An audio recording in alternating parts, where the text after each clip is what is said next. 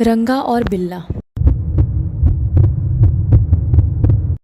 रंगा और बिल्ला का नाम तो आपने कहीं ना कहीं सुना ही होगा। इन्होंने एक ऐसे अपराध को अंजाम दिया जिसको सुन के आपके रूह कांप उठेंगे। शायद आपको बहुत गुस्सा भी आए। इस अपराध को करने के बाद पूरा देश इन दोनों से नफरत करने लगा। इवन इनके घर वालों ने भी इनकी डेड बॉडी लेने से मना कर दिया। तो चलिए इनकी कहानी को जानते हैं। उससे पहले आप प्लीज़ मेरे चैनल को सब्सक्राइब कर दीजिए। रंगा और बिल्ला का नाम सबसे पहले सितंबर 1978 में चर्चे में आया था। सबसे पहले ये मुंबई में चोरी किया करते थे, बट एक बार इनके एक टीममेट के पकड़े जाने के वजह से इन लोगों ने मुंबई छोड़ने का फ़ैसला किया एंड दिल्ली आने का फ़ैसला किया। गाइस, दिल्ली आकर भी इनका मोटिव चोरी करना ही था, कोई जॉब करना नहीं था। तो दिल्ली आकर सबसे पहले इन्होंने एक रूम बुक कर लिया एंड 2 महीने किराया एक्स्ट्रा दे दिया।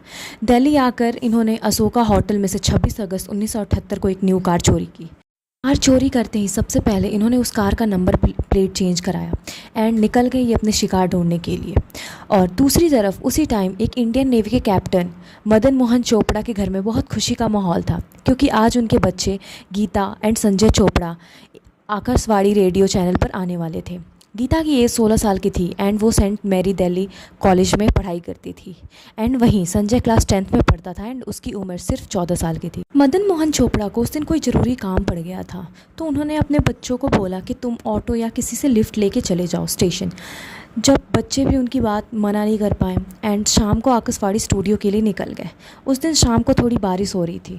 इधर रंगा और बिल्ला भी अपने शिकार को की तलाश में रोड पे घूम रहे थे। किसी को किडनैप करके लूटने का प्लान था इनका।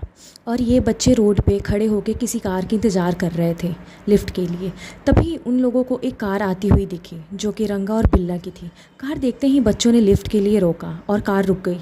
कार रुकने के बाद बच्चों ने पूछा कि क्या आप हमें आकाशवाणी स्टेशन ले जा सकते हो। तो उन्होंने बहुत प्यार से बोला कि हाँ, हम लेके जा सकते, क्योंकि वो तो अपने शिकार की तलाश में थे ही पहले से। एंड ये दोनों बच्चों को कार में बैठा लेते हैं। बच्चों के कार में बैठने के बाद रंगा गाड़ी चलाने लगता है एंड बिल्ला बच्चों से उनके घर और पता के बारे में पूछने लगता है। तभी बच्चे उन्हें सब कुछ सच सच बता देते हैं। जब उनको पता चलता है कि ये बच्चे इंडियन नेवी के एक अधिकारी के बच्चे हैं, तो उन्हें लगता है कि शायद इनके घर से ज़्यादा पैसे ना मिले और अब ये दूसरा प्लान बनाने लगते हैं। तभी गीता को थोड़ी भनक लग जाती है कि दाल में कुछ तो काला है।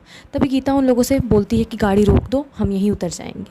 बट उन्होंने गाड़ी रोकने के बजाय उसे गीता को अपने बातों में उलझा लिया एंड गाड़ी की स्पीड और बढ़ा दी। तभी गाड़ी को दूसरे रास्ते की तरफ मोड़ लेते हैं। तभी गीता का शक यकीन में बदल जाता है और गीता उनसे तुरंत बोलती है कि ये तो दूसरा रास्ता है। तो वो उसे फिर गीता को अपनी बातों में उलझाते हैं और बोलते हैं कि आगे बारिश की वजह से रास्ते में कोई दिक्कत आ गई है, तो हम दूसरे रास्ते से जा रहे हैं।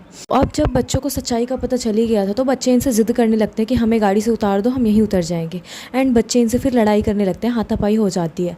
तो और रंगा ने गाड़ी की स्पीड और बढ़ा ली थी और बिल्ला इन लोगों से निपट रहा था। बिल्ला के हाथ में एक तलवार थी जिससे उसने संजय के सिर पे वार करा था, तो संजय के सिर से खून बह रहा था।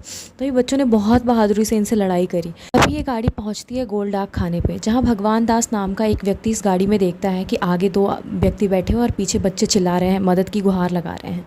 तभी भगवान दास को लगता है कि कुछ तो गड़बड़ है, तो वो अपने स्कूटर से इस गाड़ी का पीछा करता है, बट वो उसमें नाकामयाब रहता है। फिर उन्होंने शाम को 6:30 बजे के आसपास पुलिस कंप्लेन करी एंड कार का नंबर बताया, बट वहाँ के पुलिस ऑफिसर्स ने कार का नंबर गलत नोट कर लिया।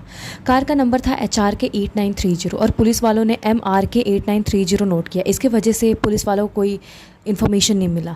फिर इस गाड़ी को एक जूनियर इंजीनियर इंद्रजीत सिंह ने देखा, जिन्होंने भी इसका पीछा किया, बट ये गाड़ी इतनी स्पीड से चल रही थी कि वो इस गाड़ी का पीछा नहीं कर पाए। उन्होंने भी पुलिस कंप्लेन करी, बट पुलिस ने इस केस को उतना सीरियस लिया नहीं। तरफ वो गाड़ी सबको चकमा दे के भाग रही थी और दूसरी तरफ मदन मोहन चोपड़ा के परिवार वाले बहुत खुश होते हैं कि अब उनके बच्चे का शो आएगा। बट जैसे ही वो रेडियो चालू करते हैं तो वहाँ पे उनके बच्चों की जगह दूसरे बच्चे होते हैं। फिर इससे ये थोड़े अपसेट हो जाते हैं एंड ये तुरंत पहुँचते हैं आकाशवाणी के रेडियो स्टेशन पे अपने बच्चों को रिटर्न लाने के लिए। वहाँ पहुँचते ही जो ये सुनते हैं, वो सुनने के बाद इनके पैरों तले ज़मीन खिसक जाती है। इन्हें वहाँ के स्टाफ बताते हैं कि आपके बच्चे यहाँ आए ही नहीं। उसके बाद से मदन मोहन चोपड़ा जी को थोड़ी टेंशन होने लगती है कि बच्चे गए तो गए कहाँ। उसके बाद से जब बच्चे घर भी नहीं आते हैं, वहाँ भी नहीं गए, तो फिर इन्होंने पुलिस कंप्लेन कराई। और दूसरी तरफ रंगा और बिल्ला पहले संजय को तलवार से मार देते हैं एंड उसके बाद गीता के साथ बलात्कार करके उसके कपड़े फाड़ के उसे भी मार देते हैं। दोनों बच्चों को मार के इन दोनों ने उसी सुनसान जगह पे दोनों बच्चों की डेड बॉडी फेंक दी थी।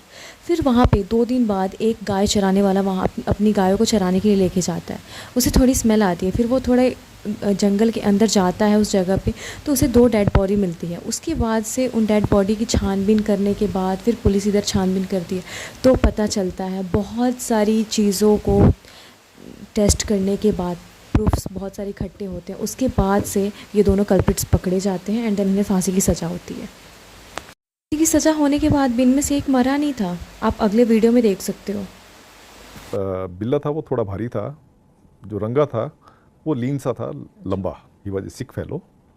तो जब इनको फांसी दी गई तो 2 घंटे के बाद, हमारे रूल्स ये कहते हैं कि 2 घंटे के बाद जो है डॉक्टर देखेगा, जेल का मेडिकल ऑफिसर है वो देखेगा और वो डिक्लेयर करेगा कि इनकी लाइफ जो है एक्सटिंक्ट हो चुकी है। तो जेल के मेडिकल ऑफिसर ने जब देखा, उसने बिल्ले का तो कह दिया कि इसकी लाइफ एक्सटिंक्ट हो चुकी है।